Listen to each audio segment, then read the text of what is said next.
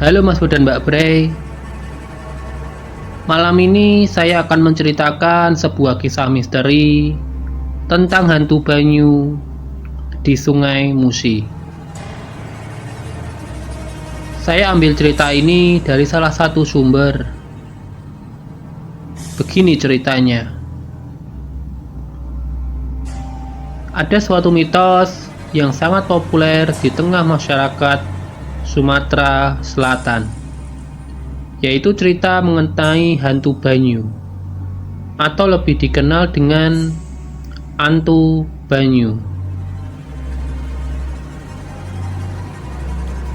Cerita Antu Banyu ini begitu terkenal di tengah masyarakat karena cerita ini begitu melekat sejak lama dan diwarisi oleh pewaris aktifnya secara turun-temurun, intergenerasi, bahkan antar generasi.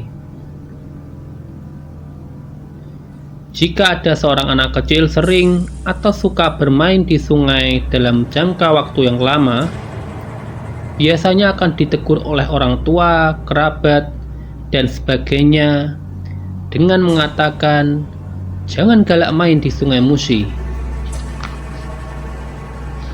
Ge ado antu banyu." Bahasa Melayu Palembang dan Musi. Dan galak mido di Wai Selabung, nama sungai di Muara II. Tuli dikani hantu lawok, bahasa Daya. Atau jangan galak mandi di Ai Lintang, nama sungai di daerah Empat Lawang. Kelo dipaju antu aji, bahasa Lintang. Nama hantu yang biasa hidup di air ini di Sumatera Selatan dikenal dengan nama yang bermacam-macam. Masyarakat Komering mengenalnya dengan nama Antu Anyar. Masyarakat Lintang mengenalnya dengan nama Antu Ayek atau dengan nama lain Selingkuh. Dan masyarakat Muara II mengenal jenis hantu ini dengan sebutan hantu lawok. Dan masyarakat Melayu Palembang atau Musi mengenalnya dengan nama Antu Banyu. Apapun namanya, jenis hantu ini habitat hidupnya di air dengan karakter tersendiri di tengah masyarakatnya. Tidaklah berlebihan jika dikatakan bahwa hantu jenis ini memiliki versi dan varian. Masyarakat Sumatera Selatan secara geografis memiliki banyak sungai yang memungkinkan cerita ini berkembang dengan pesat melampaui batas ruang dan waktu. Wajar saja, seolah-olah di tengah masyarakat Sumatera Selatan, kemasyhuran hantu yang hidup di air ini begitu melekat dan membumi. Kehadiran cerita Antu Banyu ini menimbulkan nuansa tersendiri bagi masyarakat, terutama masyarakat yang hidupnya di sungai-sungai atau di daerah laut yang ada di Sumatera Selatan. Percaya atau tidak, hampir semua daerah di Sumatera Selatan mengenal mitos mengenai hantu yang hidupnya di air ini. Antu Banyu ini memiliki karakteristik berambut panjang dan keras. Rambutnya seperti satang atau buluh yang panjang.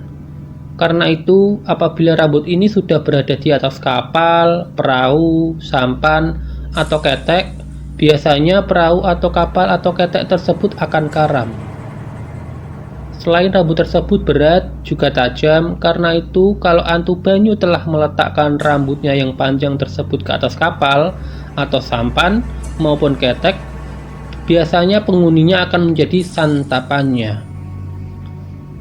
Kemudian mangsanya akan ditemukan oleh penduduk setempat dalam keadaan terapung dengan ubun-ubun atau punggung sumsum tulang belakang dalam keadaan bolong. Konon Antu Banyu sangat menggemari wilayah ubun-ubun kepala dan bagian sumsum tulang belakang manusia.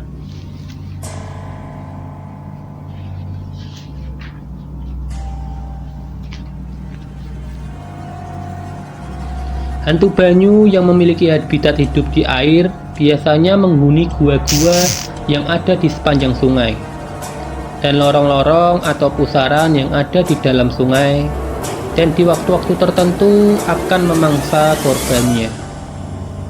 Caranya memangsa korban pun dengan cara menaikkan rambutnya ke perahu atau ketek. Saat penghuni ketek kewalahan, perahu atau keteknya akan karam. Saat itu juga sang hantu banyu akan memangsa korbannya.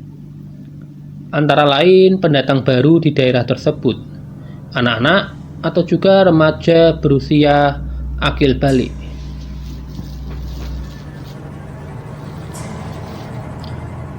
Kisah hantu banyu ini pernah aku alami sendiri waktu aku masih duduk di bangku sekolah menengah pertama, tepatnya di kelas 8 atau kelas 2 SMP. Sore itu, aku dan temanku pergi ke sungai untuk memancing ikan untuk acara bakar-bakar ikan nanti malam. Biasa, nanti malam adalah malam tahun baru. Dan seperti biasanya, di malam tahun baru, aku dan temanku sering ngumpul-ngumpul dan bikin acara bakar-bakar. Entah bakar jagung, bakar roti, atau bakar singkong. Kali ini aku sengaja mengusulkan untuk bakar ikan, dan semua temanku menyetujui. Aku, Anton, dan Doni mencari ikan di Sungai Musi dengan menggunakan sampan. Rupanya hari ini adalah hari keberuntungan kami. Menjelang maghrib, kami sudah mengumpulkan banyak ikan. Paling tidak cukuplah untuk acara bakar-bakar nanti malam. Akhirnya kami pun memutuskan untuk pulang.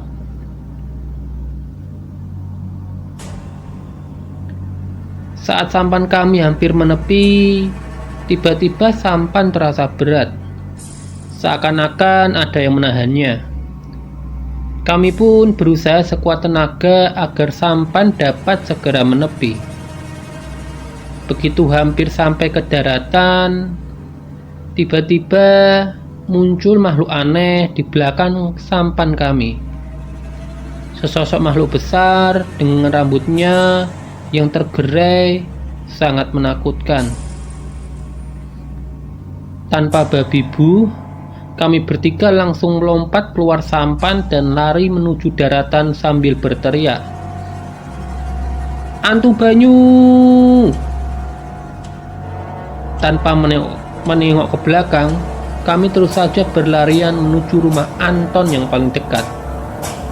Sambil terengah-engah, aku berkata, "Rupanya ini bukan keberuntungan kita, tapi keberuntungan hantu banyu."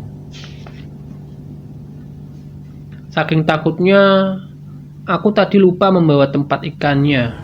Lanjutku, "Ya, batal di acara tahun baruan kita," sahut Anton dan Doni.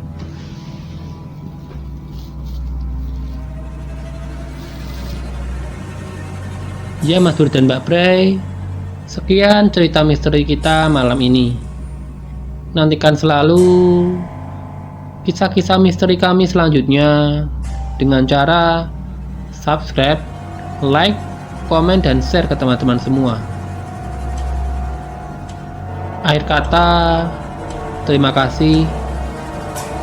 Salam ketakutan.